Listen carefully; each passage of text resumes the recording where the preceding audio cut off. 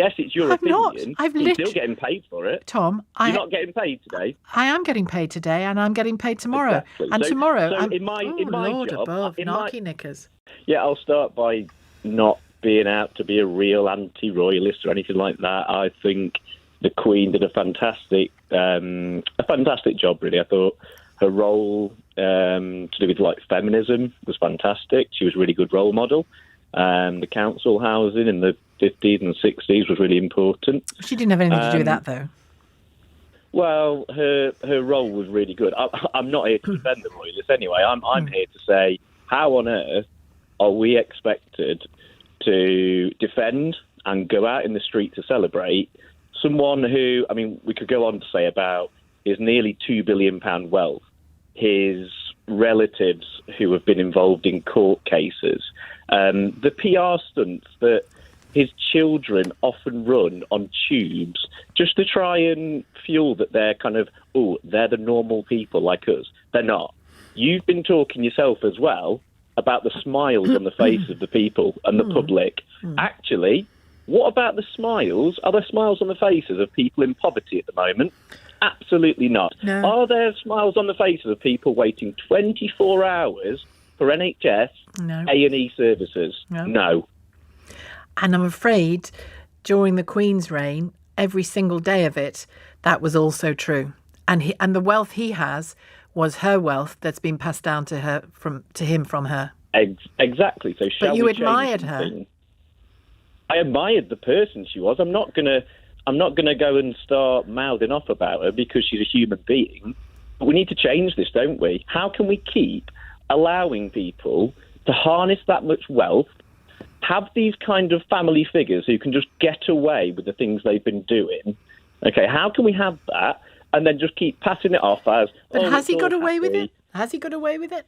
I mean, you might think he should have faced his day in court in America, but he's... Who are we talking about? Andrew? Are we talking about Andrew? Well, you brought him up there, so that's great. Well, yeah, I mean, let's think about that. Andrew. It's openly reported. There's actually been other family members in court as well, but if you want to define it just to Andrew, then yes, I think he has got away with it. That's my personal opinion, okay? And let's not... 12 million loss of royal roll? No? It's something, isn't it? I don't mean it's concomitant with... He's going to be out there tomorrow. He's going to be out there tomorrow celebrated, and you think that's a punishment for him? No, I'm not giving it any characterisation. I'm saying to you... Well, let me speak. I'm just saying to you, I'm certainly not defending him. I'm saying to you that it isn't quite true to say that nothing has happened because of those allegations against him. Okay, right, that's one thing I've said. What about the people in poverty when we've got someone who's harnessing nearly £2 billion of wealth? Well, I've answered that. I've answered that. Tom, I've answered that. In every single instance of monarchy in this country for hundreds and hundreds of years, people have lived in poverty, people have lived in ill health. It's not good. It's nothing to be celebrated. I'm saying that you sound very anti-monarchy, and that's okay. Your response to this, though, and I've just been listening to your show. You've been defending these people out in the streets, celebrating it, smiles on their faces. Why should I? Really I don't need to defend. Lovely. Hang on. You're getting very narky about this, Tom. You began by saying you're not anti-royalist, anti-monarchist. Are you sure? I mean, it's perfectly okay to be, but you sound like you are. And I don't need to defend people who've gone down to the Mall on a big national occasion to enjoy it and soak up some atmosphere. Good luck to them. I don't need to defend them. What harm are they doing to anybody? Sheila, that's what you're getting paid for. You're literally getting paid today to talk positively about these people. And yes, it's your opinion. You're still getting paid for it. Tom, you're not getting paid today. I am getting paid today, and I'm getting paid tomorrow. Exactly. And tomorrow, in my Lord job, above, narky knickers. Well, if you want to respond to me with personal insults, well, it clearly shows that you're not very good at it. You're, oh Lord, you don't hear how insulting you've just been to me, assuming that I am some kind of lackey here, when I'm not a lackey here. I invited you to discuss your anti-monarchist views, which you clearly hold, And every time I point to that to give you space to do so, you accuse me of being some kind of royal apologist, which I'm not. Nobody's telling me what to do. Nobody's telling me how to present the programme. Nobody's telling me I must say how marvellous King Charles is, because I'm not saying how marvellous King Charles is. I'm looking at the event and the history and the recent events of the loss of the Queen, trying to put it into some context and have a conversation with people about it. You can say whatever you like about them, Tom. Well, thank you. Yeah, and so can you. Yeah, however, and I do. However, you've got to be able to accept the criticism. Which is? Which criticism? Well, the fact you're talking about people going out and really making this a big thing. Well, they are. And actually, when we could change this and something could happen where maybe there is still a figure like the king, but can't they maybe allow some distribution of wealth to the people, things like that? And yes, you'll come back and say, well, they do. But clearly not if he's harnessing nearly £2 billion. I haven't said, stop putting words in my mouth. I haven't said anything about redistribution of wealth. And if you think that the way to solve the distribution of wealth in this country is to remove the royals from the scene, then you don't understand the redistribution of wealth, because it's a lot more complicated than that. Well, I think they're probably encouraging other very wealthy business owners to carry on that as well. I think there does need to be a change, and actually, which is fine, but also the idea that I am somehow quashing that notion. I actually think that change will come in time, in a more gradual way than people imagine.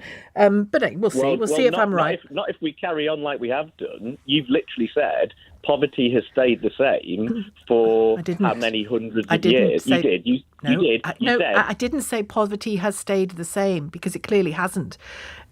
I said poverty has always been there alongside any monarch. So you were very admiring of the Queen, and the very wealth that, I'm going to repeat it, the very wealth that Charles has was hers, and the very poverty that existed in her lifetime, some of it still exists, and new versions of it exist in his time.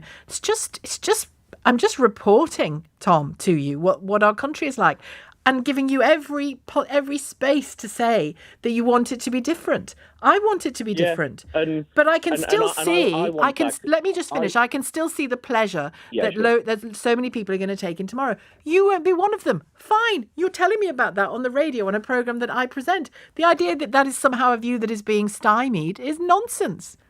Yeah, and do you know what? I'm probably in a minority listening to your show right now. However, this country is a minority in the world. And let's not forget that this royal family